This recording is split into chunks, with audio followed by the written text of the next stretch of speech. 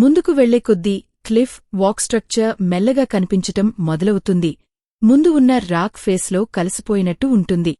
దూరం నుంచి చూస్తే ఆ భారీ కొండ ముందు ఇది చిన్నదిలా కనిపిస్తుంది. అప్పుడే ఈ ల్యాండ్స్కేప్ ఎంత పెద్దదో అర్థమవుతుంది. ఇది చాలా పాపులర్ ప్లేస్ అయినా కూడా ఇక్కడ ఇంకా ప్రశాంతంగా ఓపెన్గా అనిపిస్తుంది. నడుస్తుంటే ఒక యాంటిసిపేషన్ ఫీలింగ్ ఉంటుంది. ముందే ఏదో మస్తు అనుభవం మనకోసం ఎదురుచూస్తుందన్న భావన. కాళ్ల కింద మంచు, చుట్టూ ఐస్తో కప్పబడిన కొండలు, పైకి ఓపెన్ ఆల్పైన్ ఆకాశం. కేబుల్ కార్ స్టేషన్ నుంచి క్లిఫ్ వాక్ ఎంట్రన్స్ వరకు ఈ చిన్న వాక్ కూడా ఒక ప్రత్యేక అనుభవమే. ఇక ముందే ఫస్ట్ క్లిఫ్ వాక్ ఎంట్రన్స్ మనకోసం రెడీగా ఉంది. ఇక్కడ మీరు చూస్తున్నదే ఫస్ట్ క్లిఫ్ వాక్ బై టిసాట్, ఒక మెటల్ వాక్వే నేరుగా కొండ పక్కన నిర్మించారు. కింద ఉన్న లోయ నుంచి దాదాపు 7200 అడుగుల ఎత్తులో వేలాడుతూ ఉంటుంది.